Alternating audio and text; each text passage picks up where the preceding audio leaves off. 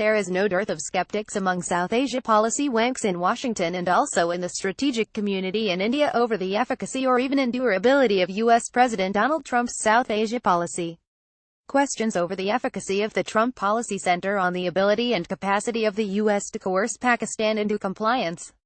The doubting Thomases base their assessment on a somewhat exaggerated notion of Pakistani defiance of any U.S. demand that runs counter to Pakistan's strategic red lines.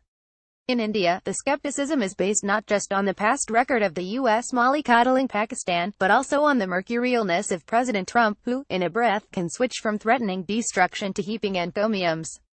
But just as Trump's tweets aren't accurate markers of what the U.S. policy is going to be, the show of defiance by Pakistani generals and their civilian underlings isn't necessarily indicative of the trajectory of Pakistani policy.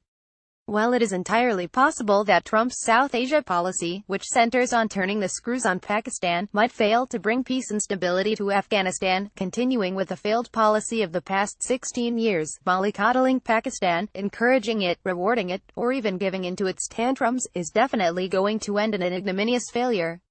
American critics of Trump's South Asia policy, many of whom were architects, advocates, and even apologists of the failed U.S. policies in the AfPak region over the last 16 years, have really no workable alternative plan to offer.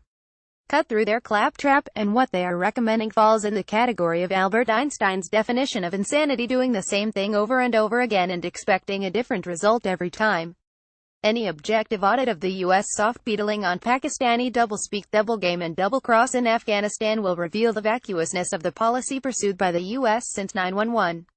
The argument that Pakistan has had a consistent strategic approach on Afghanistan and will not cave into any coercive strategy adopted by the U.S. is utterly specious.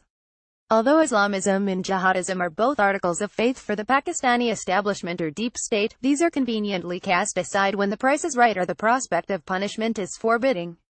For example, there isn't a peep out of the Pakistanis when the Chinese crack down on Muslims. The money and weapons from China clearly outweigh the obsession of Pakistanis with Islam.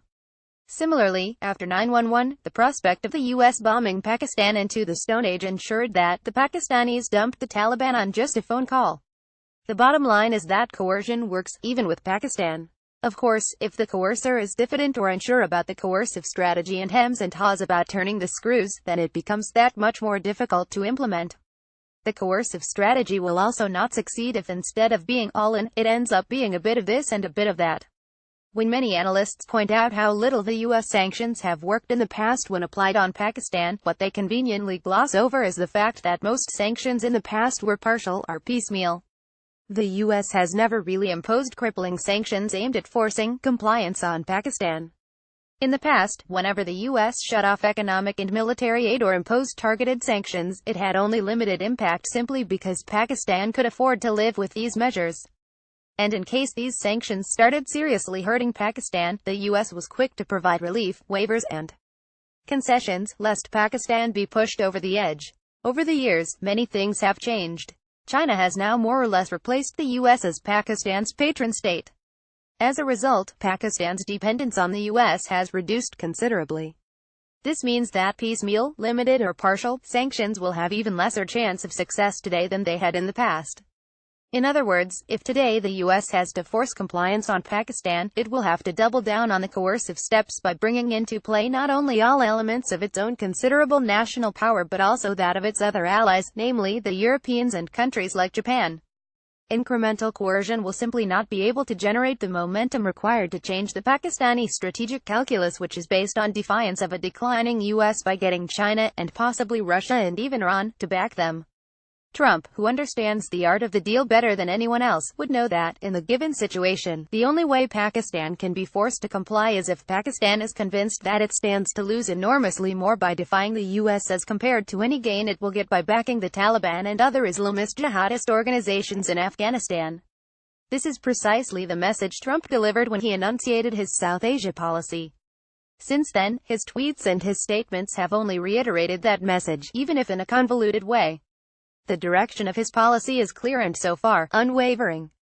It is the speed at which the policy is being implemented that needs to pick up so that the policy gains the momentum necessary to achieve the objective of forcing compliance on Pakistan. The author is a senior fellow, Vivekananda International Foundation.